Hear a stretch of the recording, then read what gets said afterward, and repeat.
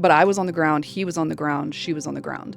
And I just started punching him in the ribs. How do you draw the line where you have to have someone come in and euthanize your dog when that dog still has a quality of life? Like, I'm not saying that Nala's steal. I am saying Nala is big enough to kill. For me, it's either is she a danger to somebody, or number two, is she hurting enough? Is she in so much pain that it genuinely is difficult for her to have a quality of life? Do you feel like you're already grieving Nala? Because I have already started grieving her. No.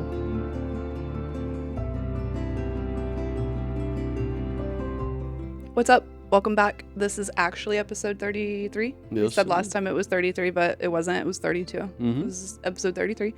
Welcome to the new subscribers. We're 760 or so. So hope you guys hang out, enjoy. What we do here on the podcast is we laugh first. If you want to skip past that, please don't click out. Rather, just look at the timestamp, fast forward the laughter part, and you'll get to the topic for today. So in the meantime, we're going to play a game, and I'm really stoked for this one. I worked in medicine for a little while, for a decent amount of time. I'm not a medical professional now, but I have a list of fun acronyms, and I'm going to have Steven guess what they are. Boy. You guys will see on the screen the answer as he tries to figure it out. Yeah, I've worked in medicine a total of 0 years. This is going to be so fun. Got zero knowledge. This stuff doesn't interest me one bit. Yeah, but I'm stoked. Okay. Number 1, SOB. This is medical term? Mm-hmm. It's a acronym shorthand. It's what's put in a patient's chart. SOB. If you, I mean, like the first, like just genuinely guess what you think. First thing comes to your mind. Well, it wasn't medical, so I have to be careful with that. It's okay. I mean, that's the point. I don't, something on board. Like, I want to say something on board, but I don't know what the S would be, though. But what is the first thing that came to your mind? Something you can't say? I don't know. Well, Son of a... Yeah, okay. I mean, that's what it came to mind. So you're going with something and then on board? Yeah, something on final board, answer? I guess. I guess. I don't know. Yeah. It's actually shortness of breath. Oh, yeah. Okay. Yeah, see, I'm so off. That was one of our favorites. Okay. Because we would read, like, he is SOB, and yeah, anyway. Here's an easy one for you. Stat. Stat? Well, it means quick, like now. Immediately. Like, yeah, immediately. Yeah. It's actually based in Latin. Okay. I'm not going to try to even guess the Latin term, but I was handing you a freebie. Okay. Well, thankfully I got that one right. Yeah. That works. Okay, the next one is BM. BM? BM. Well, I want to say, crap, you said BM, but then I'm thinking BMI. I said BM. I know. I don't, let me Do you know what BMI stands for? Well, I used to. I've forgotten. You don't know what it stands for? No, not really. Body mass index. Yeah. Okay, but BM. Right. BM. I'll give you a hint. It has nothing to do with BMI. Yeah, no, I figured it didn't. Something mass, I guess. I don't know. Okay. Bowel movement. Oh, let's see. Why don't you just say it? Just say bowel movement. Because that's the point. You have to guess. That's what makes it so fun. Okay, this one, I don't know if you'll get this one or not. DOA. Dead on arrival? Yep. Oh, I got that one. Okay. TV. That's TV. I actually have heard that before somewhere. In so that's TV probably shows. where that's from. Yeah, that was another freebie. This one, okay. PO. PO? Mm-hmm.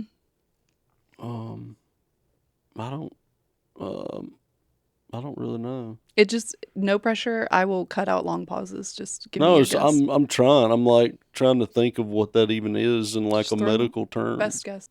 Something operation. I don't know. Okay. It means by mouth. By mouth? Mm-hmm. By mouth? Yeah. How does that work? It just does. It's Latin. It's originated in Latin. Goodness. By mouth. PO is by mouth. Well, no wonder you got to go to school for 7 years. It's more than crap. 7, but it's like ridiculous. Well, that's not fair. Nurses would know this too, but it's just taught regular English, and then you no, it's shorthand. Is that what it is? It takes a year to get your medical degree by getting these acronyms. Is that you what pick them up really quick? Nah, you pick them up. I didn't get a medical degree. Shoot, I wouldn't remember that. Yeah, you would. You're doing it all day long. Goodness gracious. PO is by mouth, so. PO is by mouth. That makes no sense. It's Latin. 0 sense. It originates in Latin. Okay, so the next one is NPO. NPO. NPO? Mhm. Is the PO mean the same thing as what Tell the me. other one just You're did? supposed to guess. Not giving you I guess not by mouth. nothing by mouth. Okay. I'll give you that one. All right. Well. So PO would be like a prescription when it's written, or, you know, it could be any number of scenarios, but a lot of the ones that I encountered would be writing prescriptions for the doctor to sign, back when we used PO instead of by mouth. And it means literally the patient is to take it by mouth, not anywhere else up up any other orifice. Okay. Okay. Fair enough. Or not in their eyes or their ears or whatever. PRN. PRN. Mm-hmm. I don't know. I want to say physician. Physician something nurse. I don't know. Crap. I don't know. It's as needed. Oh, okay. Yeah, I wouldn't have never got that. It makes no sense. Zero. Latin. You know me. I got common sense. No, it's That's where I Latin. have. It's Latin. Right, Or that's it my originates point. in Latin. Why? I don't know. It just does. Good grief. Maybe the Greeks. That's probably where, like, so PRN, as needed, medication prescription, like take as needed kind of thing. Like I got a medicine bottle over here that's got PRN on it. Okay, you may or may not get this one. CBC. CBC. Something blood count, I want to say. I don't know. I don't know what the C would be. Something blood. I want to say something blood count. It's probably wrong, but You get 2/3 of the answer. It's complete blood count. yeah. Okay. There you go. Okay. And it is a what? What? What is it? What's a CBC? Well, you said complete blood count. Yeah. What does that mean? Oh, I don't know. I mean, I have no clue. You I don't assume have a it's no. Nothing? No. Where would you encounter that? A complete blood count. I generally, I guess when I get labs or something. Okay. Okay. You got that. Yeah. That's what I was going for. Well. Okay. ASA. ASA. I want to say as soon as maybe.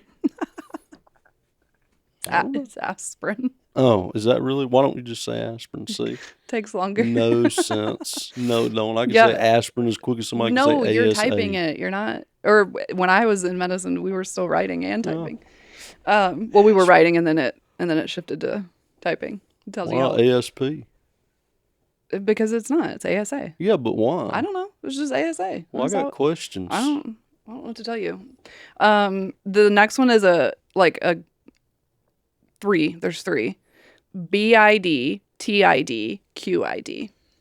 They are used in separate. They're not used all at once. BID would be one. TID would be another. QID would be another. Gosh, BID, the first thing because of my mind's body identification for some reason. Like I have no idea. Okay, what about TID? I want to say time something death, but I have no clue. Okay, and QID? Quick. I don't know. I have no idea. Nurses are dying right now. I'm sure they probably are. I have no clue. It means twice a day, 3 times a day, and 4 times a day. Oh my gosh. It's for what in the world? Y'all make that too complicated. So actually it's getting phased out. Good, it should. It's because it's killed people. So well, yeah, I can see why it's killed people. Let me explain. I would have killed everybody because I got like 2 of these right. QD is daily. QOD is every other day. And so you can see how very easily that can get messed up. QD, QOD, BID, TID, QID. So they're just writing out twice a daily. As they should have done from the beginning. This is what I'm saying. I would have killed all of them. Like I just would have been like Oprah giving away pills. You get a pill. You get a pill. So you get a pill. When I would write prescriptions for the doctor to sign, like they were his prescriptions that he had ordered, but doctors, they go to school for a long time to not have to lift a pen if they don't have to. They go to school for a long time because these freaking acronyms I got to learn. That's why. So we would actually, so if a patient was supposed to take 2 pills twice a day, it would be 2 dots with a line and then 2 dashes. And then we would put BID. What is it, like Braille or something? No, it's just how we wrote it. Oh my gosh. What happens if somebody has like really bad handwriting? Then what? You know what though? Like it helps so much to know that, because when I'm filling out like a medication list, and obviously I have a long list, I put it in that shorthand. All right. Well, you just went ADD for me for a second. Yeah. What happens if you had bad handwriting? Then what? Oh yeah. Well, that's you're gonna kill them. Well, that's common. The doctors have horrible handwriting. So how then. Well, now it's EHR, electronic health record, so it doesn't matter. Yeah, okay. Well, but yeah, no, makes back in the day, sense. it was genuinely hard. That's what I mean. So then. You better hope you know their handwriting. Shoot. Or pick up the phone and call. Page them, whatever. Lord have mercy. A lot of times there's a nurse around that knows the doctor's handwriting and can interpret it. So when I first started working for that, I learned his handwriting. But when I first started working for him, I was like, I got nothing. And so the nurse manager would interpret it for me. All right, so what happens when the nurse manager messes up? Whose fault is it? Hers. For not checking on it?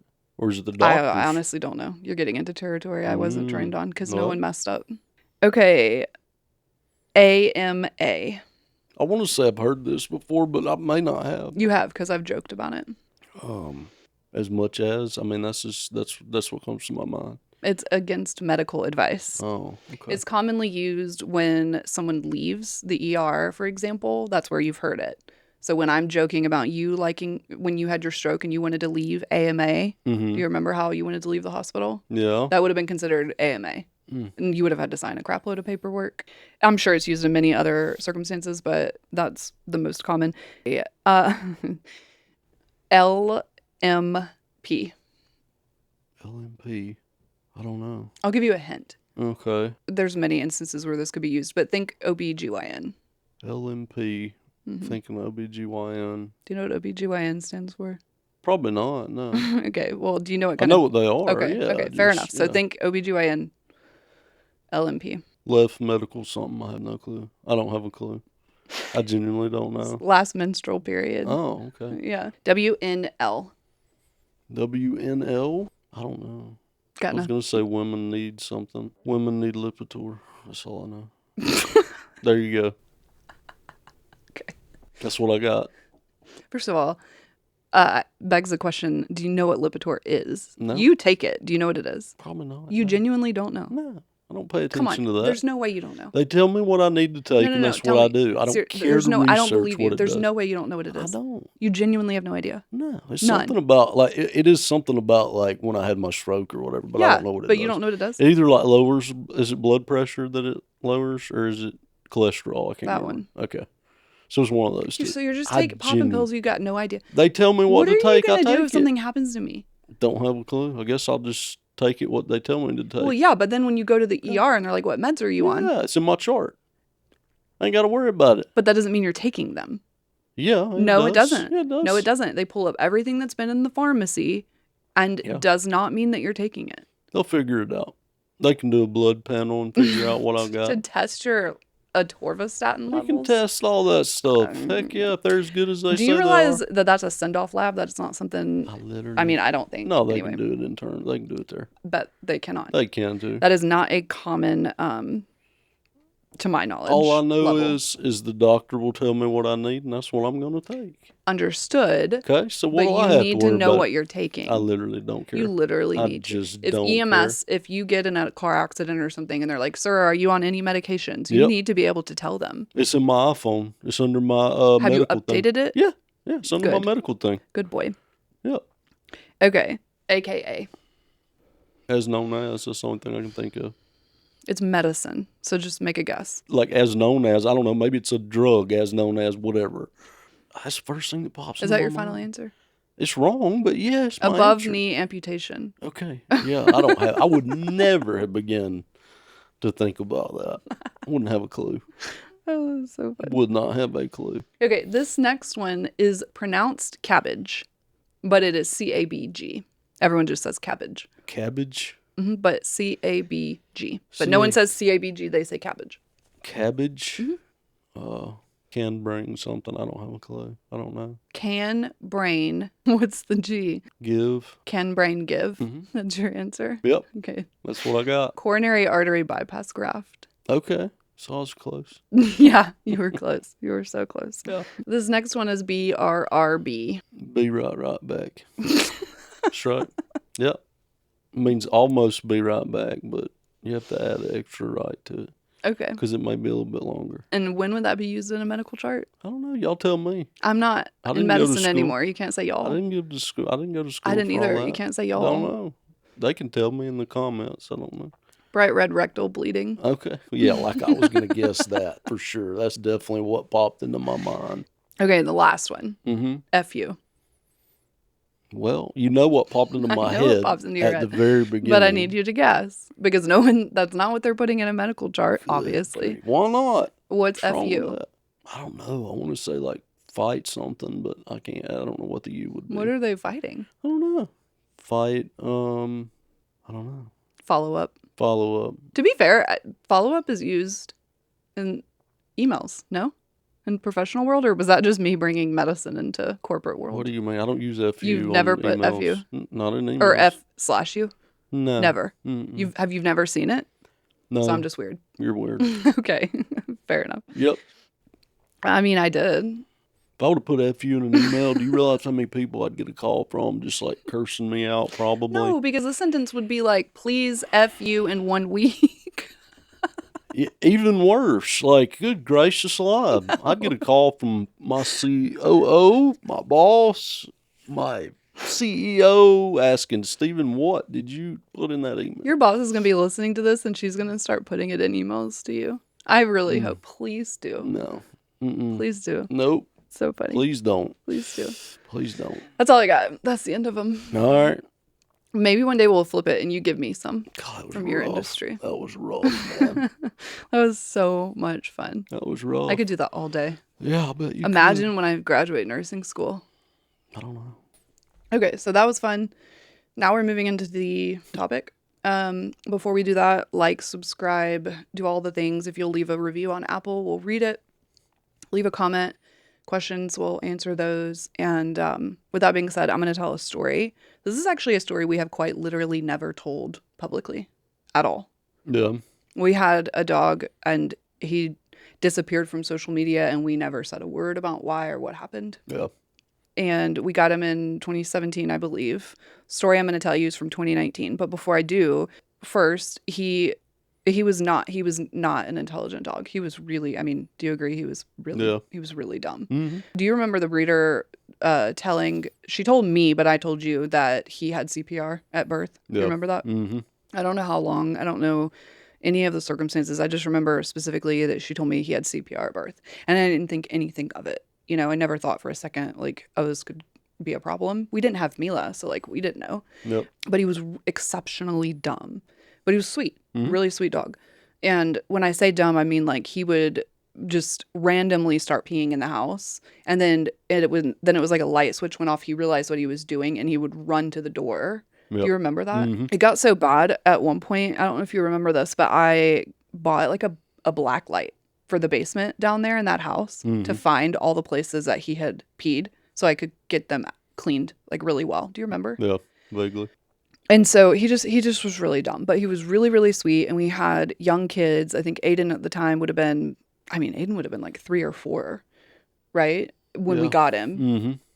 And Ariana would have been around 7. And yeah, so fast forward 2019, he's 150 pounds. I'm not going to say the breed, but he was not a pit bull. So I'll just say that. 150-pound dog, not a pit bull. Yes, he had been neutered, if anyone is going to wonder that. And we had just moved into that big house. And so we had a 3-acre lot and there was no fence. And that, I mean, you can imagine that would be exceptionally expensive to try to fence in. But we wanted the dogs. At that point, we had 3 dogs. Yep. And we wanted them to have ample room to, you know, run around and do whatever. That's how they were raised. They always had acreage, right? Yep. So we had an electric fence put in, and I was teaching him the perimeter, not shocking him, just bringing him up to the flags so that he knew what the beeps meant, and walking him around as the professional who installed it taught me to do. So he was on a leash, and we were walking around in the yard, and then we were done, and our neighbor's little girl was there. I think she was about 7 at the time. Yeah, before you move on, I think it's important to know, too, just for them, that she had a good relationship with the previous owners, and so she would always come over there and play all the time. Mm-hmm. So it's important to know that. So her being little, I don't think she knew.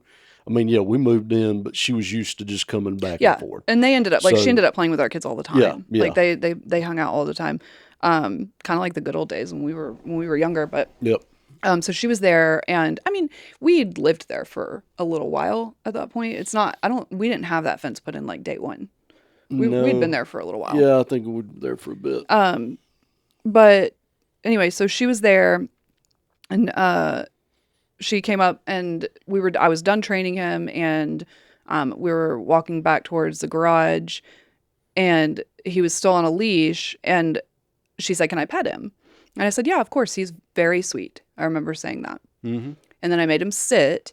And I remember she was just at head level with him. She may have been a little shorter. Yeah. And he sat, and I've been around dogs all my life. There was no warning for what was going to happen next. Mm-hmm. Nothing. Absolutely nothing. Okay. And she reached up to pet him on the head, and he kind of moved forward a little bit. And in that moment, I genuinely thought he was about to lick her face. Mm-hmm. That was what went through my mind, because we had little kids and he was very used to them. And he had met her before. She wasn't new to him. Yep. And so he didn't. He latched onto her. He bit her up on the upper shoulder near her neck, Mm-hmm. upper arm. The problem was that he didn't just bite. He latched on, and then he pulled her down on the ground. Yeah. Still biting.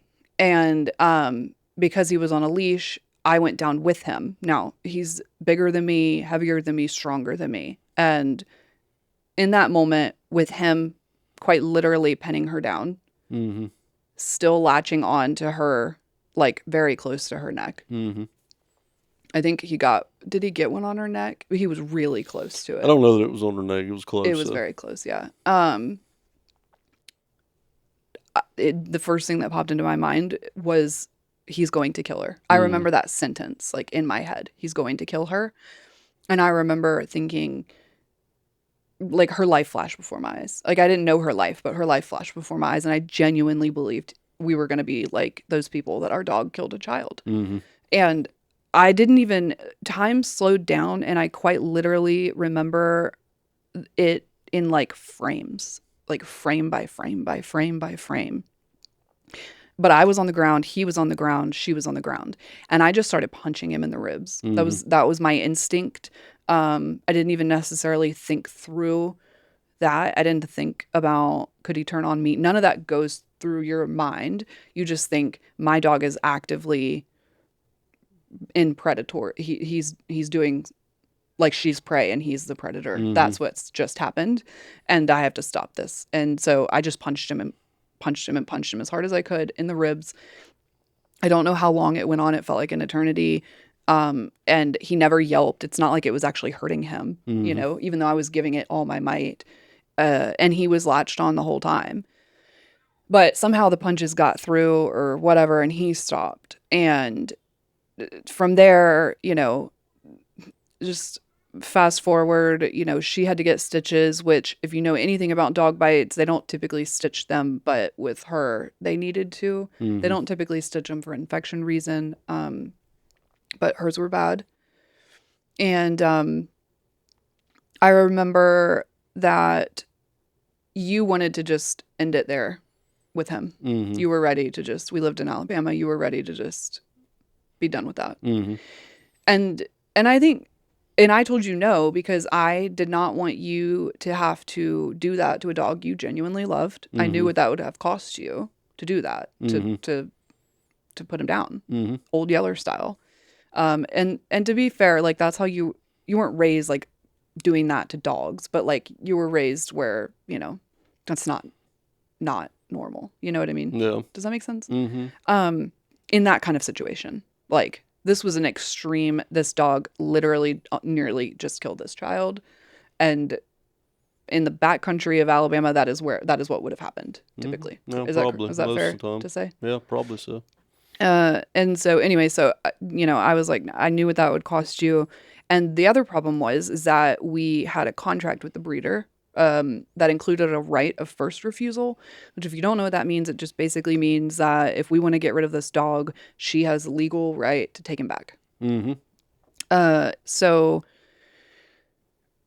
we were thinking through all of this and just in shock, quite literally in shock, and didn't know, are the parents going to sue us? Or they like, and they were great about it. I don't know why, but they were. I mean, we didn't do anything, and it was our yard, and he was a nice dog. I mean, it was just a nightmare situation for everybody, but we didn't know what was going to happen. And then the health department calls. Now, he's up to date on all of his shots. Like, he had had his rabies vaccine. And I remember when the health department guy told me, he gave us our options. Like, he said, you either keep the dog there for 10 days in quarantine and then have a vet sign off on him not having rabies, or you board him at a vet for 10 days and then have the vet sign off, or you euthanize him now. And the only way that they can test for rabies after euthanasia is the brain. I asked him, I was like, well, the breeder wants him back. And yes, the breeder wanted him back. I said, but she wants to transport him across state lines to Louisiana. Like, can I just like let her have him? And he said no. And we couldn't afford to board him for 10 days at the vet. It's extraordinarily expensive. And I remember being really irritated with him. And I didn't like yell at him or anything, but I was mad. And it wasn't his fault, but it was basically like the person that's saying you're stuck with this dog for 10 days because we have a contractual obligation to this breeder that wants this dog back. And we don't want him at all. We want to be done with him right here, right now. And we can't transport him across state lines, and we can't afford to board him. Yeah. I was angry. But fortunately, we had at that time, like we had moved in. We eventually tore it out, but we had a back deck, and then there was a garage door that went to our garage, so like a regular door, but it went into the garage. And you remember the chain link fence that ran from the garage and the deck. So what we ended up doing was he lived in the garage for that time, and then we could open the garage door during the day, and he was able to be like out in the grass and whatever, and then he could go in the garage and be cool, and we gave him, he had his bed and all that kind of stuff. Yep. And then the kids were not allowed to feed him, and that was confusing for them because they were little, and it was all of a sudden like they're not allowed to, although Ariana watched what he did, so I don't think she wanted anything to do with him. No. I think Aiden was a little more confused, but it went from family pet to you may not even go in the garage. Do you remember that? Well, yeah, I mean, that's the thing. I think that, like, people to understand, like, from my point of view, when it happens as a dog, like, I mean, he had never done anything, so, I mean, I liked him. I enjoyed him. I mean, he was great. And then the problem for me in my mind is when it, like, I don't even care if he would have got, like, fighting or messing around with other dogs like that.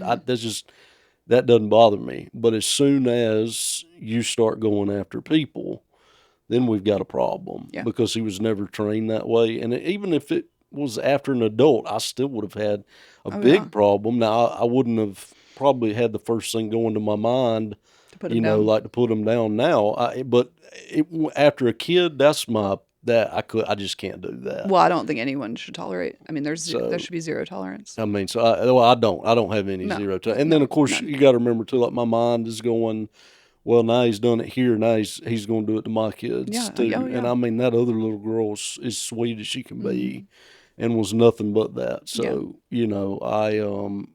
that's where my mindset changed in the entire thing. Yeah. So anyway, I don't know. It was just kind of. Are you trying to say it flipped the way that you immediately flipped the way you thought of him? Mm-hmm. Yeah. 100%. It literally, like night and day, loved the dog, didn't love the dog. Mm-hmm. Like there was no, like, I don't even know how to explain it, but there was no grief. There was nothing. Mm-hmm. It was literally like completely disconnected. Mm-hmm. We loved the dog, and then all of a sudden nothing, no love whatsoever, at least for me, nothing. Yep. I felt nothing for him. I just wanted him gone. Mm-hmm.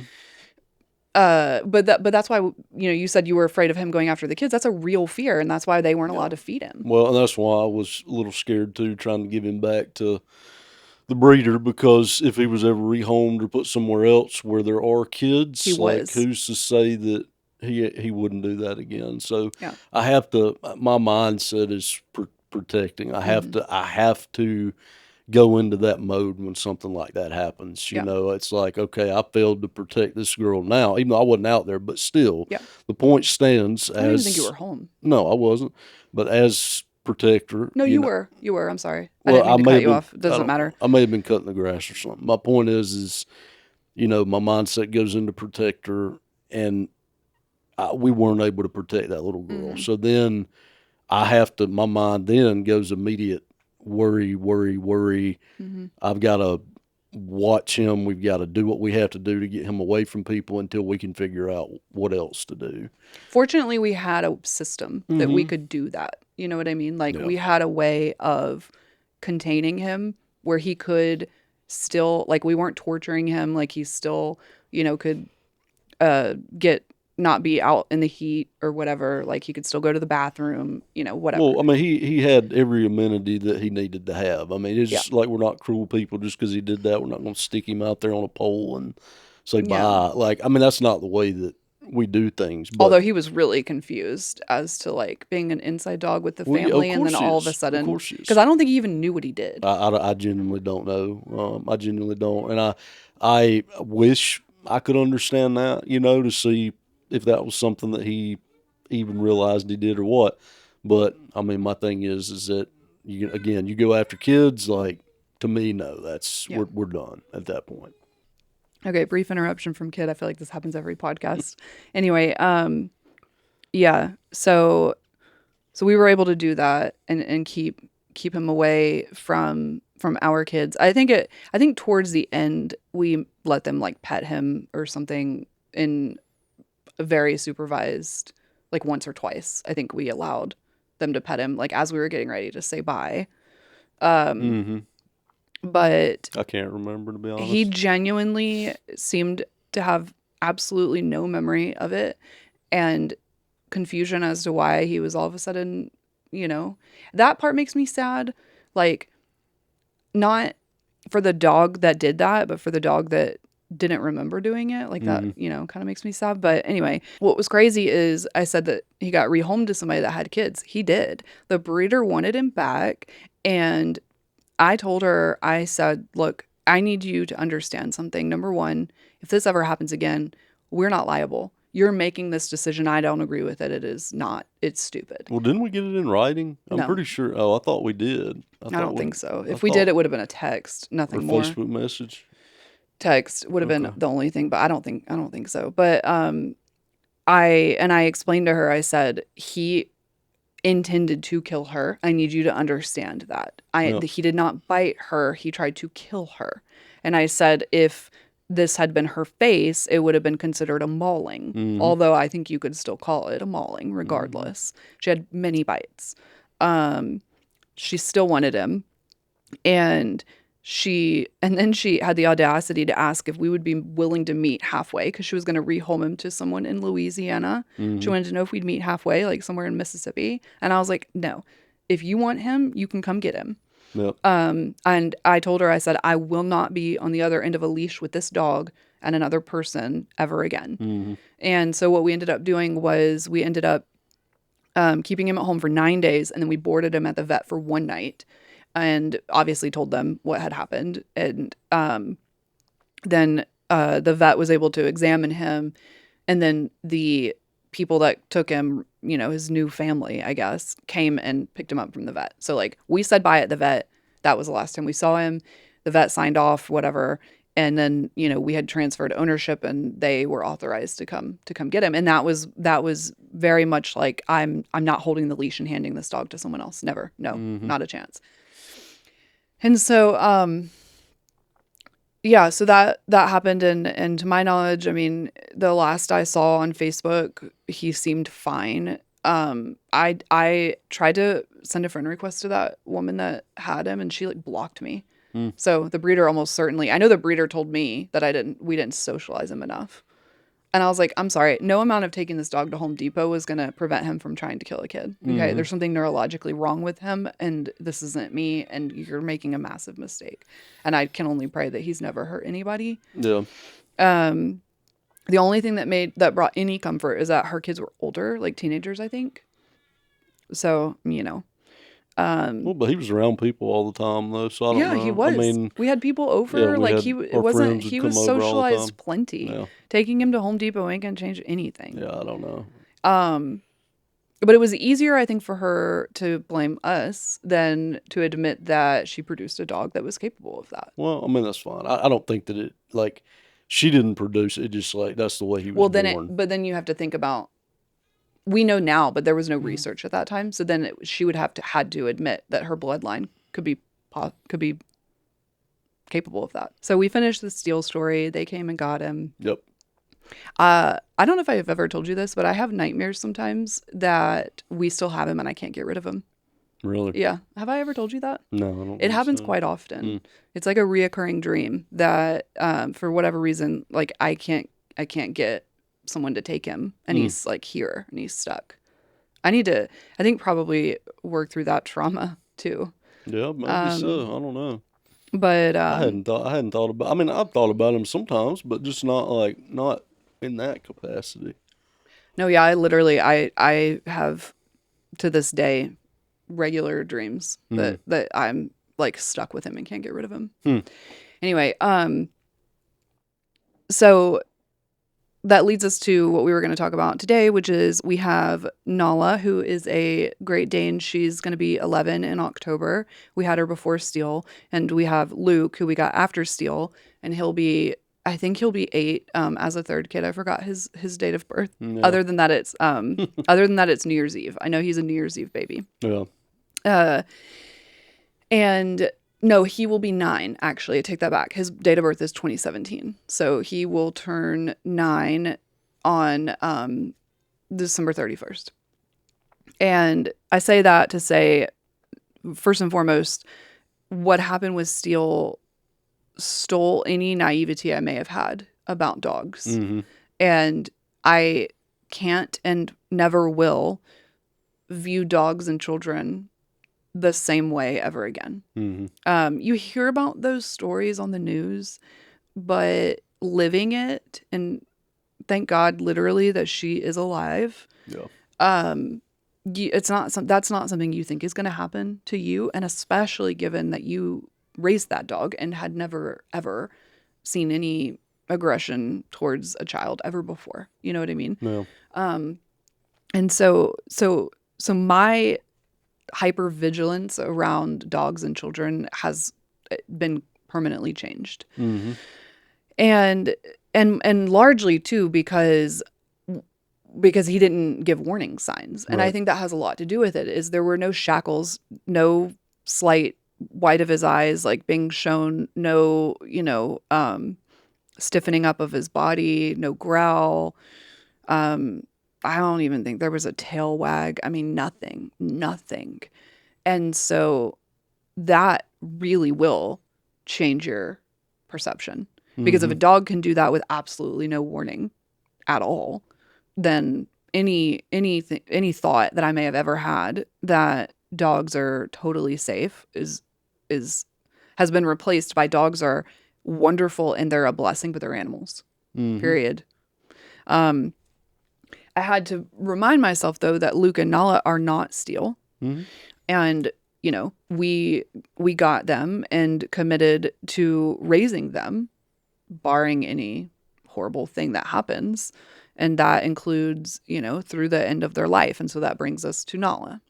And the point of this is to talk through a decision that is coming soon that we'll have to make regarding Nala, specifically because we have a child with special needs and medical complexity. And it would be a lot easier to make a decision about when it's time to have Nala, peacefully put down, if we could just base it on her quality of life. Yeah. But we can't.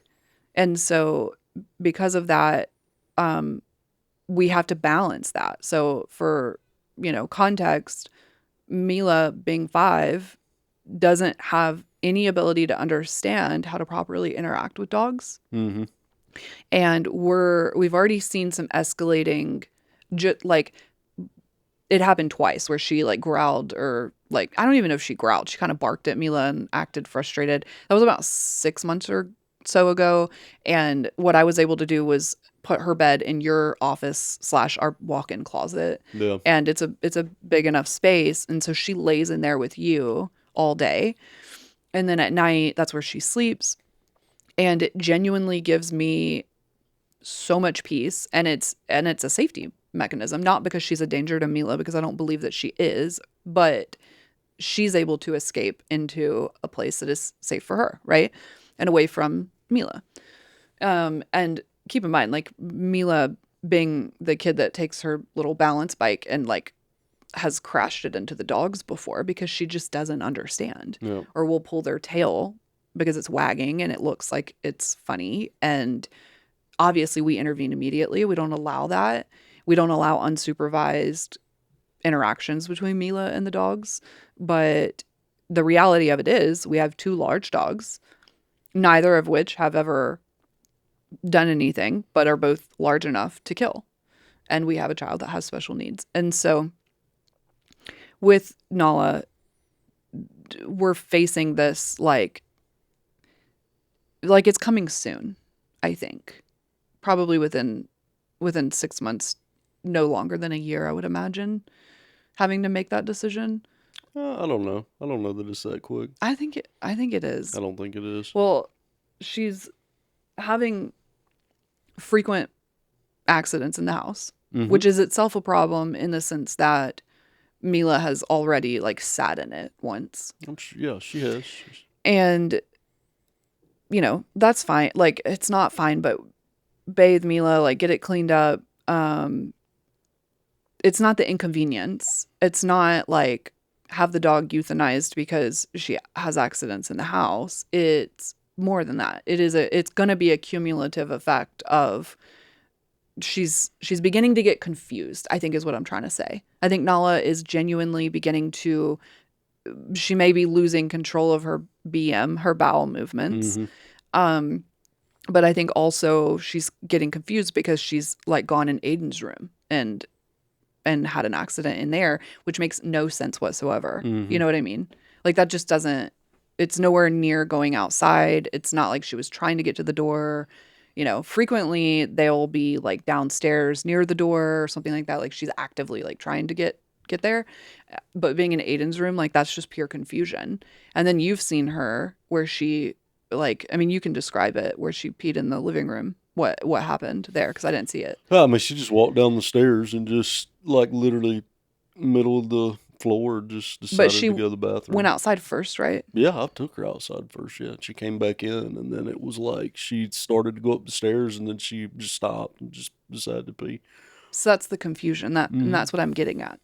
So we're getting to a point where she's confused, and we don't know if she's got dementia. We don't know if she's. I mean, I would venture to say she's probably got some touch of dementia. I'm not sure. I mean, she's sleeping in the middle of the floor beside your bed and has abandoned her dog bed, which doesn't, in and of itself, makes no sense. She's never done that before in her life. Yeah. It's not comfortable, unless maybe the hard floor is more comfortable for her arthritic joints. But even then, I doubt it. Like, she's just doing things that don't make any sense, that she doesn't normally do. And I don't know, do you agree that she's escalating a little bit in her reactions to Luke? No. You don't think so? I don't see that, no. I think no. I mean, I think she's protective over her food, but I mean, she has always been that way, though. She has, but I think it's gotten worse. I don't know. Like, she's doing it if there's a Arby's bag in our room that is completely empty. Well, I mean, she may think she's getting something from it, though. Like, usually we'll give her stuff, like, from the thing. I don't know that I agree. I don't know. I think it's meaningfully different. I don't know. Yes, she has always been protective of her food with Luke, and she's always treated Luke like a little brother. That's super annoying. But what I'm seeing is the corrections that she's giving him are more intense. Like, she's really, really laying into him. She's not hurting him, but it's getting more aggressive in nature rather than corrective. And that's the difference. I don't know that I see that. I think it is. Okay. I genuinely don't. Regardless, the point is, the balance of, when we took her to the vet, I had to have a conversation with them about how do you how do you draw that line? Like, when we get to that place, and we're not saying we're at that place now, we're just saying we understand it's coming. How do you draw the line where you have to have someone come in and euthanize your dog when that dog still has a quality of life? And I think the likelihood of that having to be a choice we make is probably fairly high. Well, I mean, at some point, I don't think it's as soon as you think it is. I mean, for me, it's two different decisions. It's either going to be, number one, if she is a danger to other people. I mean, that's one thing. But how do we know? Like, what's the trigger for you? Like, what would be the trigger? Well, if she starts growling and starting to, like, I don't know, like nip the kids or something like that, then we got a problem. But nipping the kids is we've crossed over that trigger. No, I don't necessarily know with her. I mean, she's never done it, so I feel like for me, I don't. It's really difficult with that one because Mila is constantly. You never know where she is or what she's getting into or what. Sometimes, I mean, she's watched, but there's times where, she goes downstairs and runs around and vice versa. I mean, she came out there and weed eated with me yesterday. I mean, the thing is, like, did she weed eat? Well, she was a little scared of. Anyway, my point is for me, it's either is she a danger to somebody, or number two, is she hurting enough? Is she in so much pain that it genuinely is difficult for her to have a quality of life in general? Those are the two things for me. So pain can be controlled. So I would push back on that. I don't know necessarily that there's times where that kind of pain that some of the dogs get in, especially with her breed, can necessarily be controlled. It may be less, but it may still be. I don't know necessarily that you can control.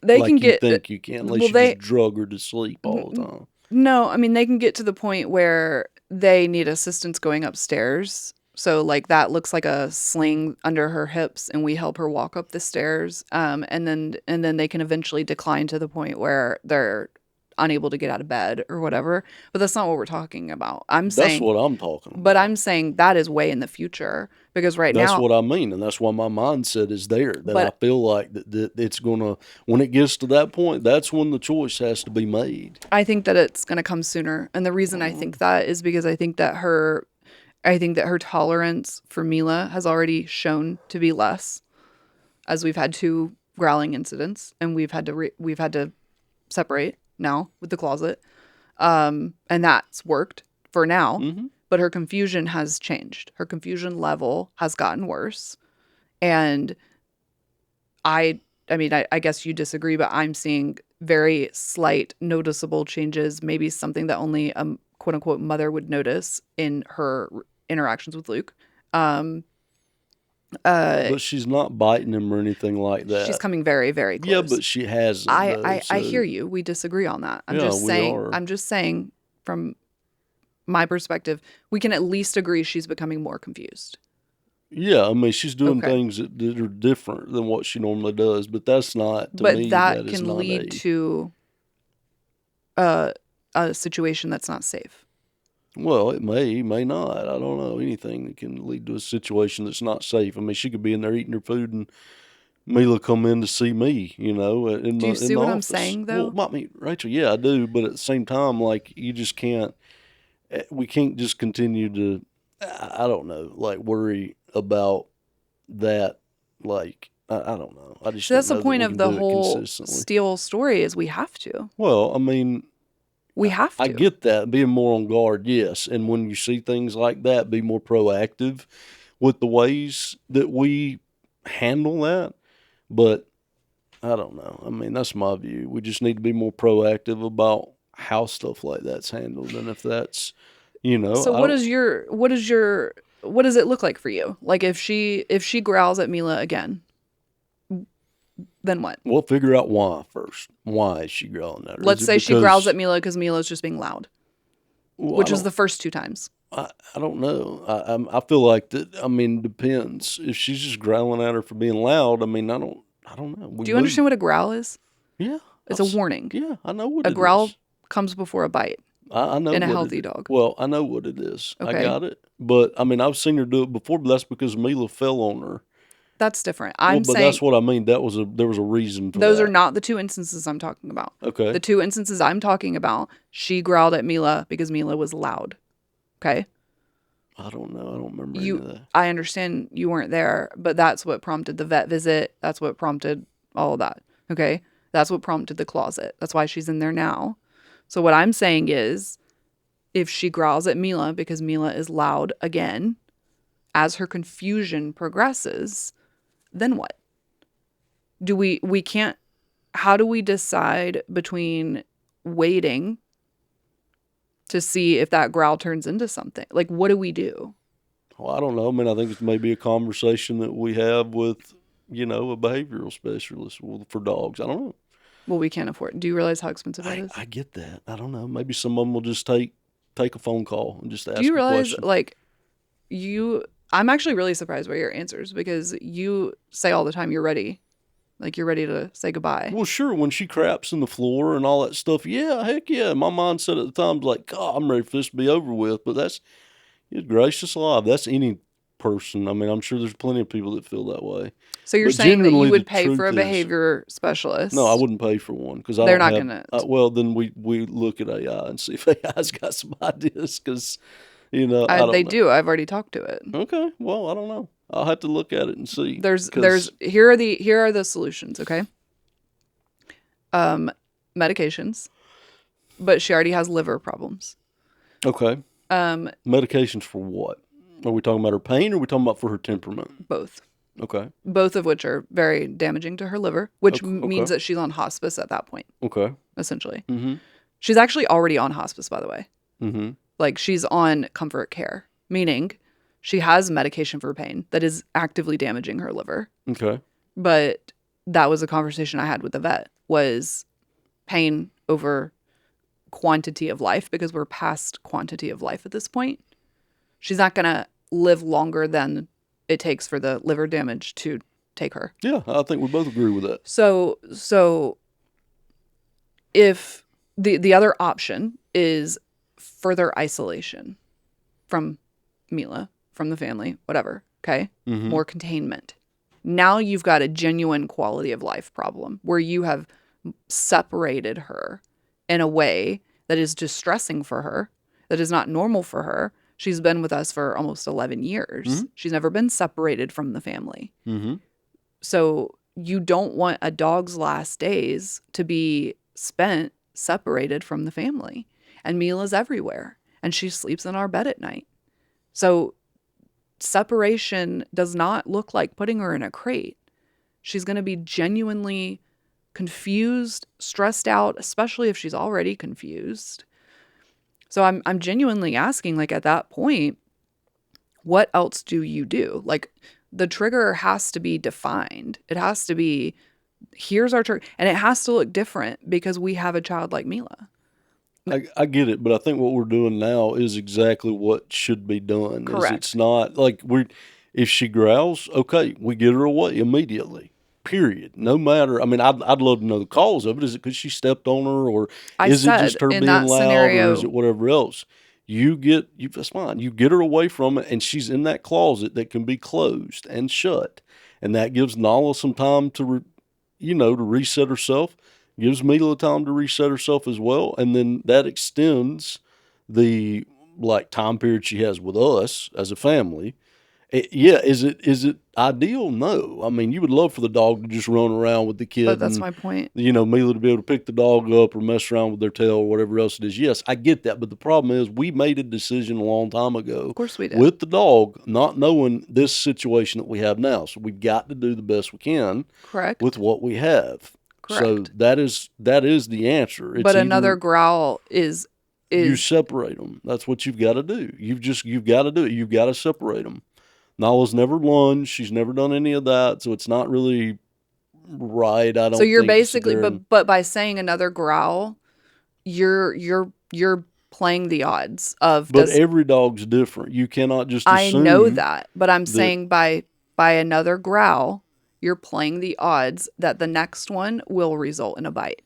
It's not necessarily yes, true. It is. I mean, I'm not saying that it would. I'm saying you're playing the odds. Okay. Well, I mean, you play the odds every day with any animal that you have. No, you keep them separated. Well, that's what we're doing. Correct. Because she hasn't growled since. Yeah, what we're It's doing. working right now. Correct. I am explicitly giving you a circumstance where it is no longer working. She's growling at Mila for Mila not doing anything. And the isolation that is essentially the only humane isolation that we could do is now not serving its full purpose. And now we have to decide, is she growling, and the next growl could be a bite in a dog that is genuinely, I'm not saying that Nala's steel. I am saying Nala is big enough to kill. So are we extending her life with us and playing those odds in a dog that is exhibiting signs of being more and more confused, who has already growled twice for something Mila didn't do anything, she didn't touch her? Or are we deciding that this is it? Like, I think that we have to firmly agree on that. And I think you might be in denial here, but I think that that's coming sooner than you realize. Even if it doesn't, regardless of the fact, the decision is almost certainly going to come down to behavior, because her main issues right now are behavior, cognitive changes that we're seeing. And we have a child that does not have the ability to understand, to stay away from the dog. She just doesn't. And she doesn't have the ability to understand proper interaction with dogs.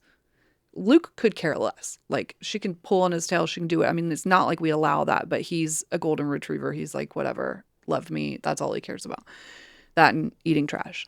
But with Nala, it's completely different.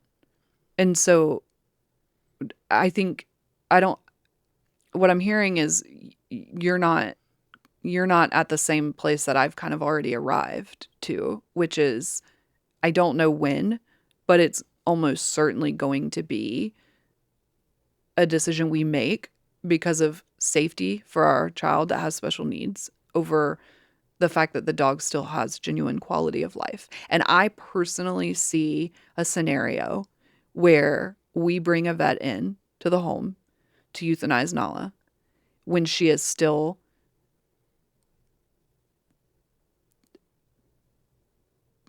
playing with Luke and still getting excited and still wanting to snuggle, but has shown enough warning signs that we can no longer gamble with Mila's safety. And I will tell you that the vet that I met with fully agreed that, and he said, we will be with you every step of the way. And I asked him, I said, do people have to make this choice? Do they have to choose their special needs? Like, do they have to choose in a situation where they have a child with special needs and a dog that genuinely still has some quality of life? And he said, yeah, sometimes. And he said the child's life and the child's safety comes first, no matter what. Mm-hmm. And I think that is going to be the decision that we are going to be faced with. I don't know when, but I think it's coming faster than you realize. I don't know. I don't feel like it's going to be 6 months, but yeah, I mean, it'll definitely come. Timeline doesn't matter. I'm just saying, like, the reality of it is we are heading in that direction, and I don't think we're going to be making a decision.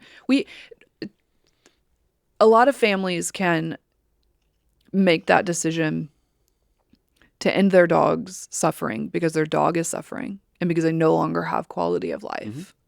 Or I'm one of those. I can do that just fine. Correct. We're not going to be able to do that.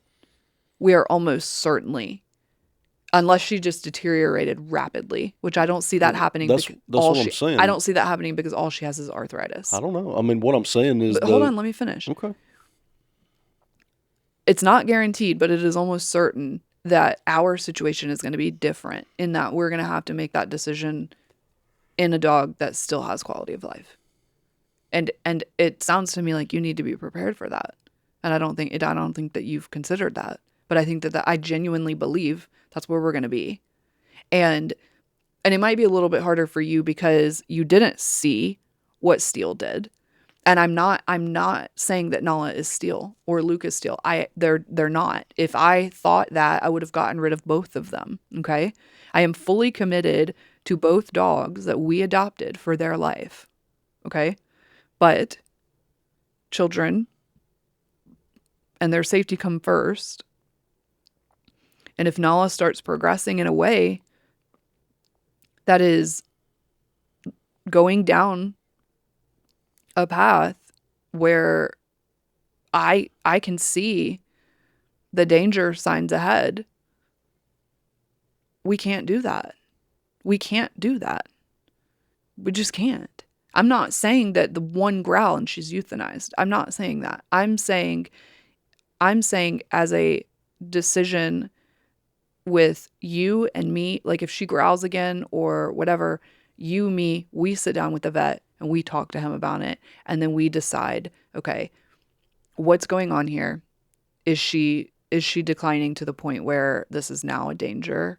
Instead of behaviorist, it's a conversation with the vet, and he understands the circumstances.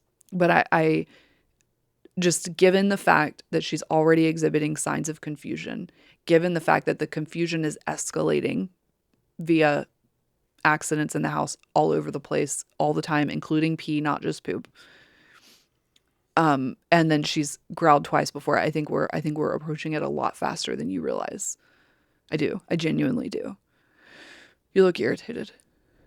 I was just wondering when I could. You may speak. Okay, thank you. No, I don't like none of that stuff. If it's not a behavior, it's fine. Then it is the vet. I'm fine having a conversation with the vet. Whatever we got to do to have a plan, I'm okay with that, and I'm fully ready whenever that time is. To like when it's time, it's time. I got no problem with that. It's just that to me, it's going to be evident of when that is. Like if that's having that conversation with the vet, and the vet says, "This is what you need to look out for. This is what's going to happen. This is the road that she's going to start going down, whatever it is, whether it's pain, whether it is behavior, whatever else it is."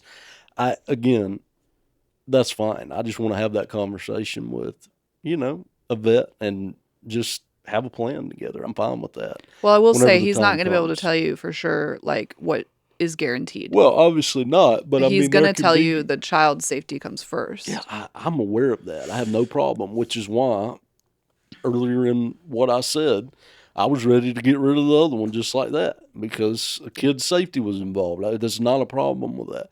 All I'm saying is what we're doing right now seems to be working very well. I'm not saying it's not. She's in the closet. Yes. Mila rarely messes, she goes by her, yes, but that's when she comes to see me. She loves to come to see me in that closet, but she doesn't even really, most times she doesn't pay attention to I'm not saying we have Nala's asleep or whatever it is. I know you're not, but let me finish. Right now, it's not a problem and it's working what we're doing. So no, my mind is not worried about later on and the conversations that will come then because it's not relevant at this time.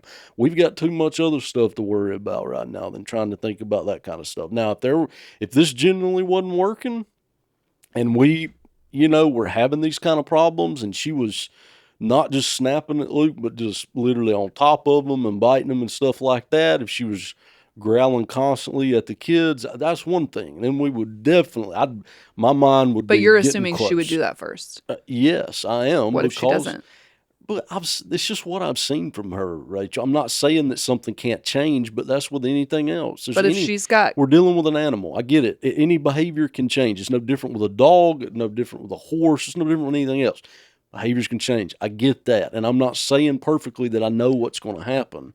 But I'm just saying, based on the temperament that she has had her entire life, I'm willing to give her just a tad bit of a benefit of a doubt. Of course, so am I. Than what it is. But you're missing a piece. I'm not missing anything. You are, and it is dementia. I hear you. That's a neurological problem. I get that. Steele had a neurological problem.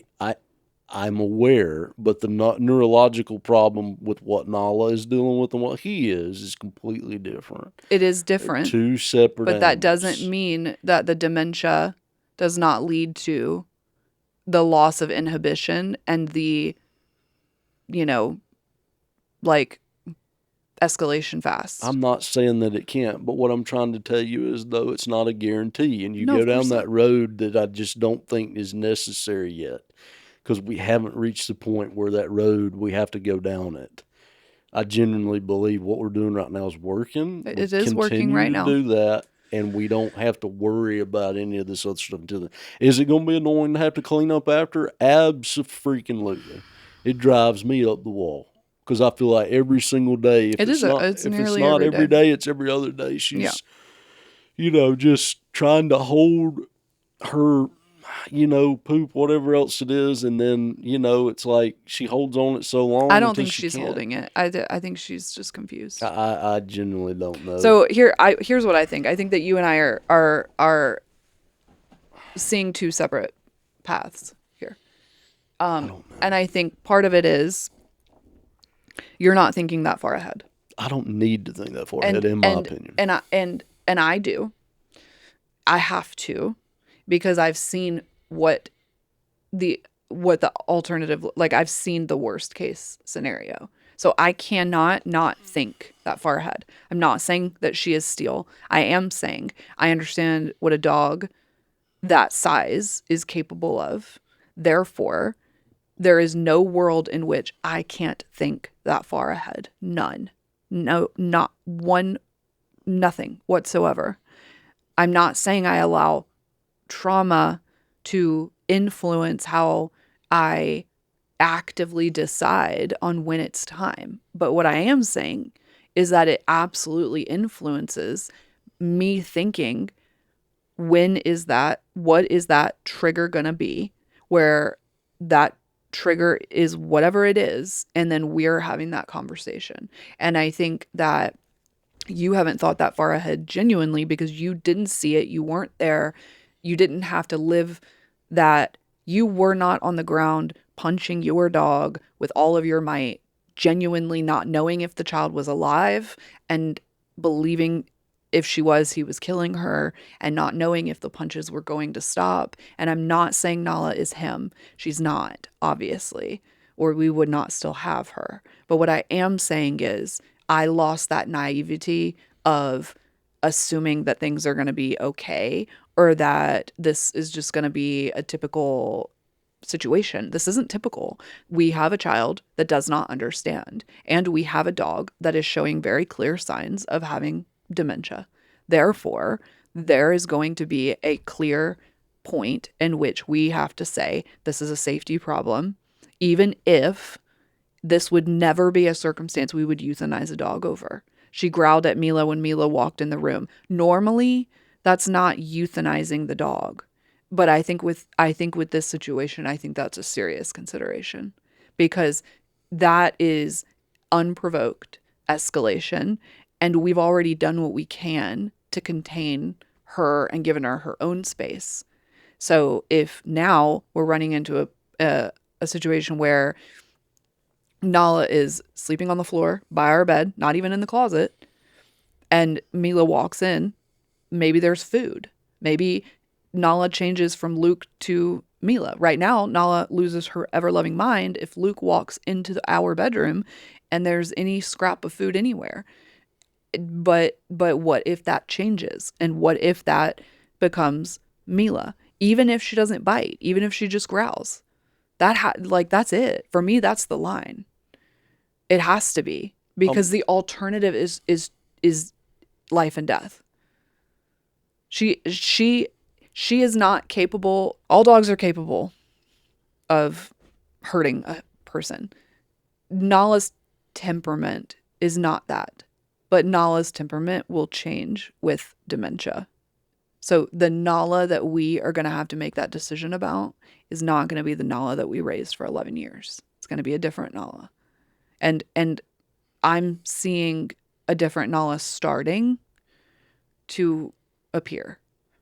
There are changes, and you may not, because of everything that we have going on, you may not think about that or need to think about that or whatever the case may be.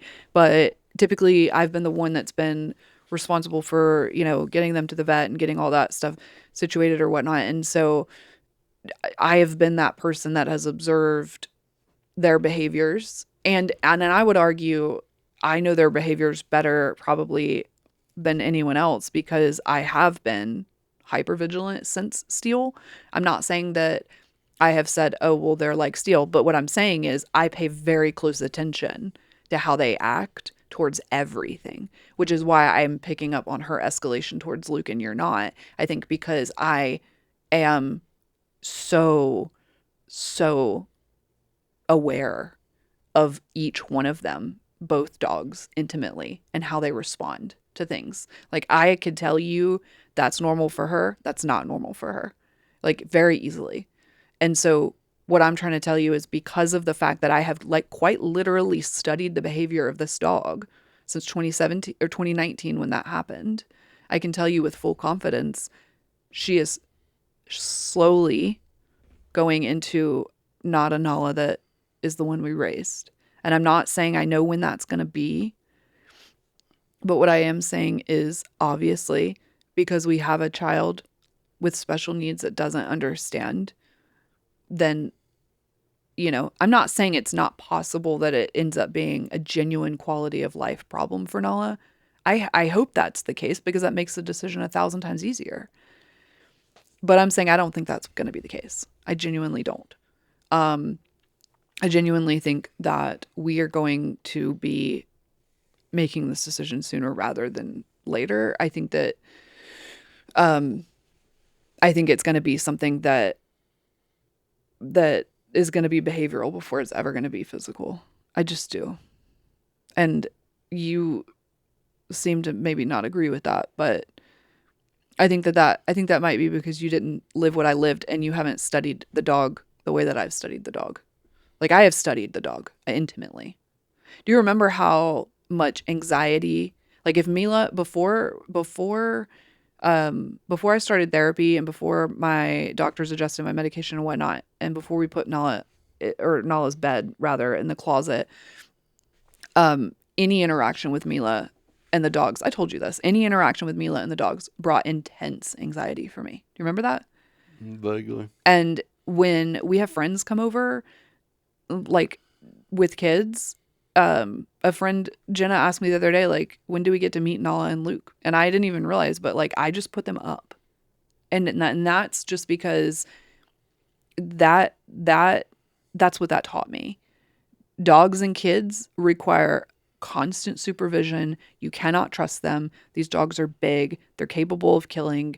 And because they're capable of killing, that requires a completely different hypervigilance towards a dog that is actively declining mentally because of her age.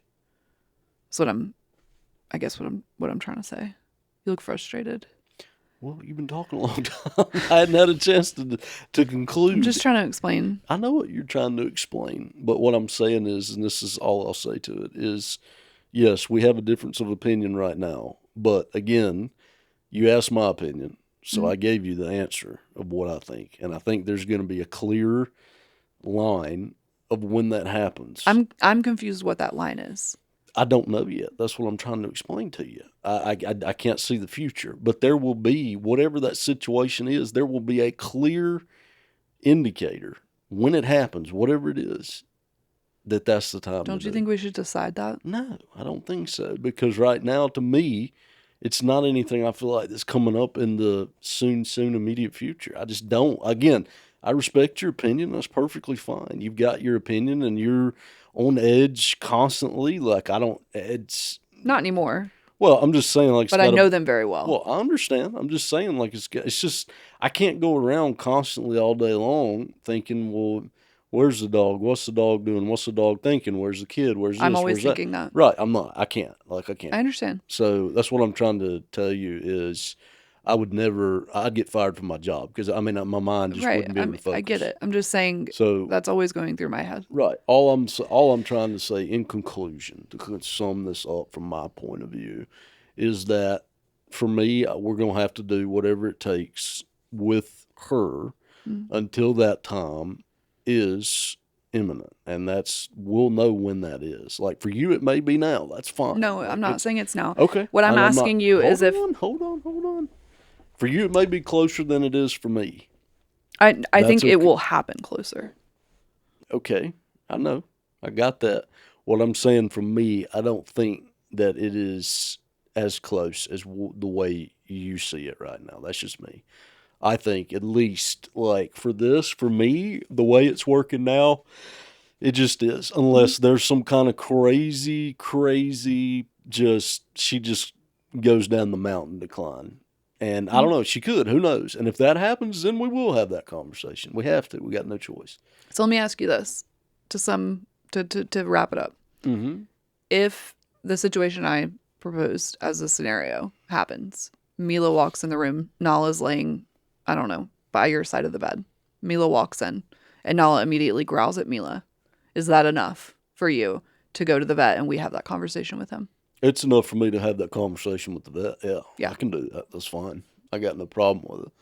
So that's our trigger to have that conversation. Well, it's one of them, sure, but there may be others. It depends. What would another one be? Again, the other one would be if she literally just can't get up from the bed. Well, yeah, of course. Well, so that's what I mean. There's more than just one trigger. I'm not talking about that. I'm specifically trying to aim this episode towards the scenario in which the decision has to be made where it is not a mercy to her. It is a protection of our special needs child, because most people don't have to make a choice with a dog that can still physically get up out of the bed and can still enjoy life and still enjoy food and still play with her, younger dog brother. Yeah, I'm aware. Okay. Well, what I'm saying is we're in a situation where we may not have that luxury. We may not be able to make that decision and tell ourselves she was in pain.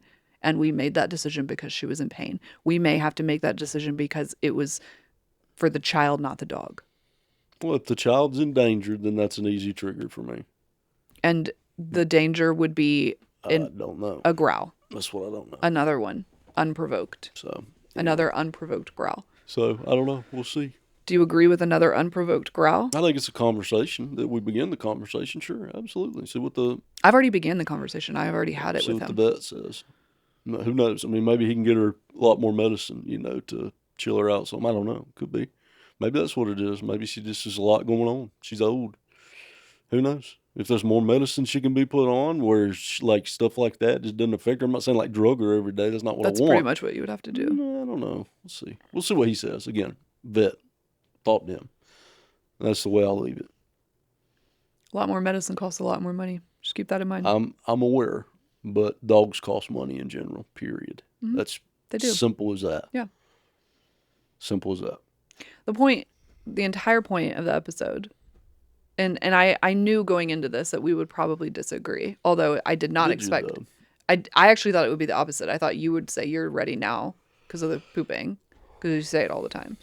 Well, I do when I'm cleaning it up. Yeah, well, I mean, I genuinely believed that would be the disagreement. Mm-hmm. So I didn't think it would go down the way it has, but the entire point of the episode was to bring some awareness to conversations that people may not think about with families that have dogs that are big, or dogs in general, and special needs children. Mm-hmm.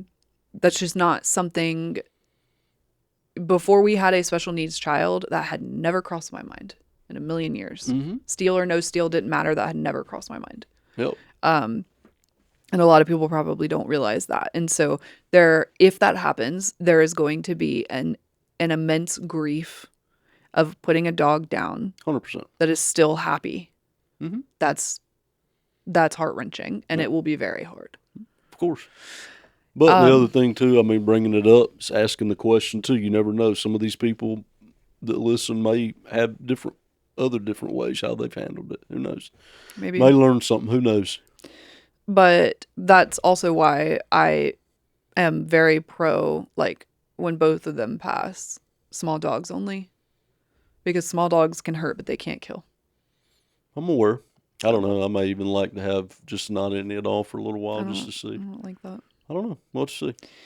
And we've always loved big dogs, but this steal plus then having a child with special needs has totally changed whether or not we're comfortable with it, I think. Mm-hmm.